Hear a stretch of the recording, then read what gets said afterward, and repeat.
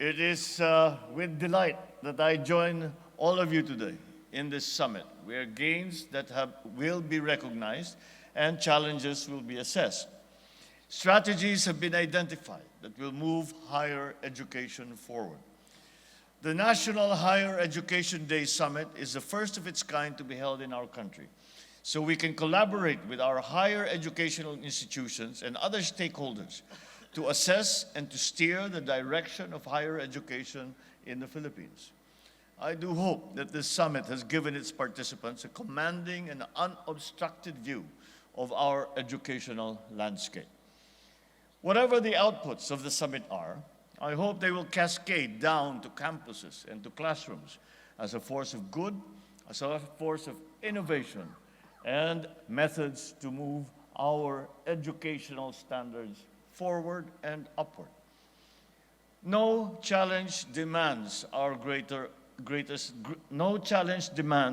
attention than this. This is the highest priority. I have stated it before, but I will state it again, that as far as my view of government service is concerned, the most important service that government must provide to its people is a good education. No country can prosper without a good educational background. Even if we take it down to the individual level, individuals cannot prosper without a good education. And of course, together with all the stakeholders, both on the public side and the private side, once again, training, education holds the key. As of December 2023, 81 Philippine higher educational institutions have been included in various world university rankings, a significant increase from the 52 that were included in July 2023. However, we must acknowledge that in the recent Times Higher Education 2024 Asia University rankings, unfortunately, no Philippine university has reached top 100, with the country's top schools either dropping or maintaining their rankings. This just goes to show that much work is still to be done. We must pursue a comprehensive and all-encompassing strategy that will turn this trend around. The state of our education today shapes the future of the nation.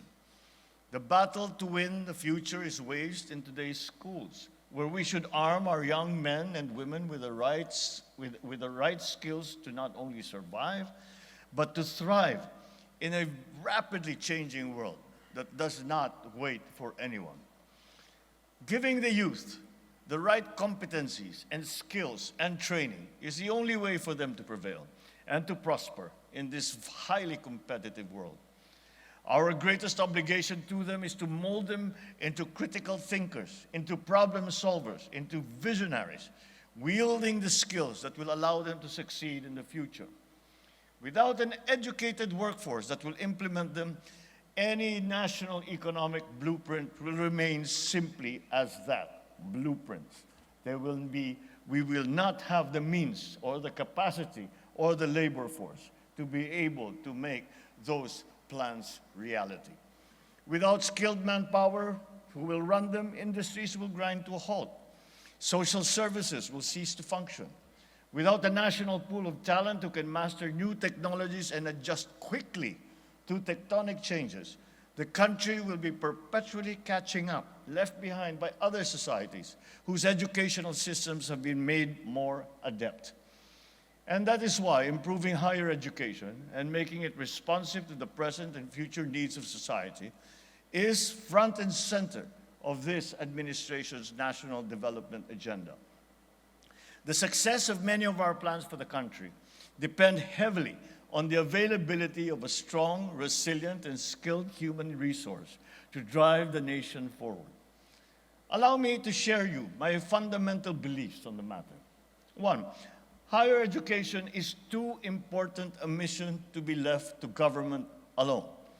As with all the important developments, all the important plans that we put together, we cannot say that it is only government's responsibility. But we should also allow private parties to participate and not shove private parties to the sidelines. Nor should it be that the cause of their diminution or their demise. When it comes to educating our youth, government and private schools are not competitors, but must be regarded as equal partners.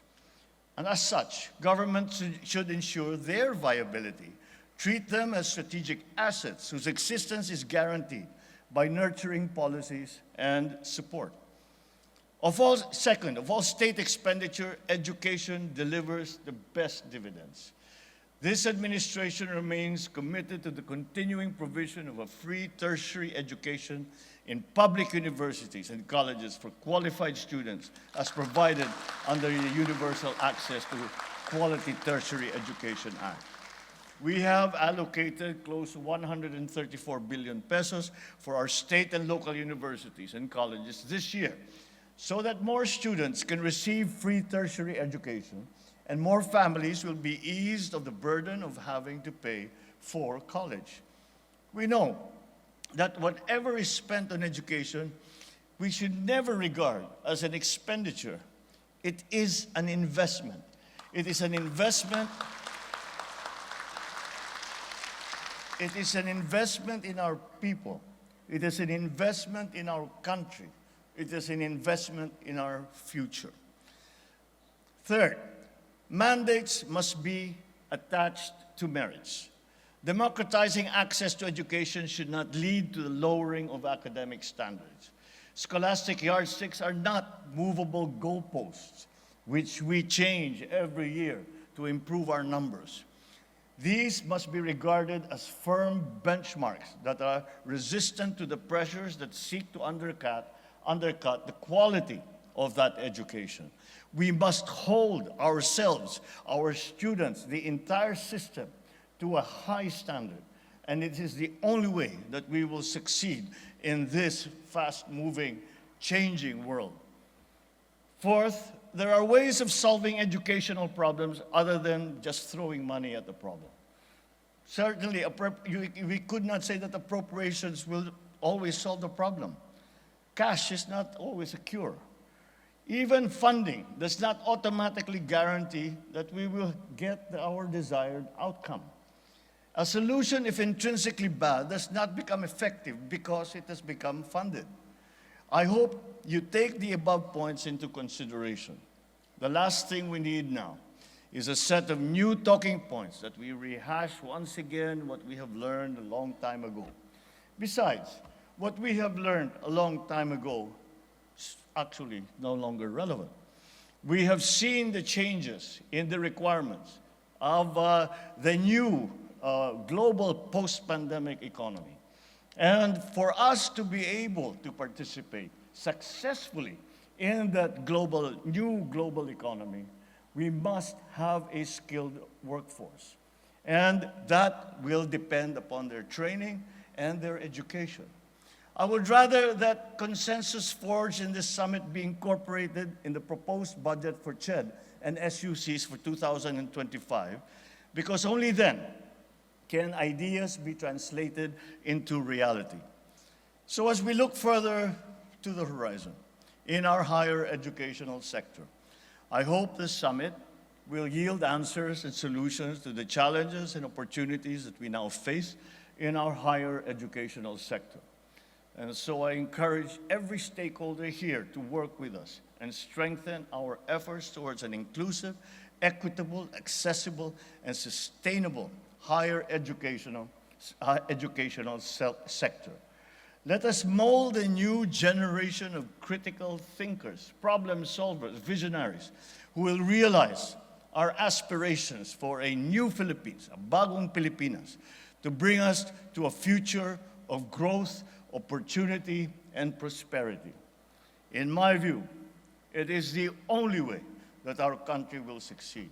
It is the only way that we will be an active participant in not only the economy of the world, but in all as a citizen of the world community, that this country will succeed.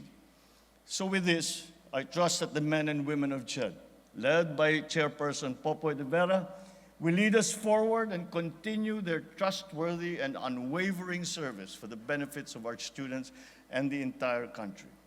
I wish you all a fruitful and engaging summit, and I once again pledge the total and complete support of this administration for all that you endeavor to do for higher education to improve the quality that we are providing for our students and for our workforce. Thank you very much, and good afternoon.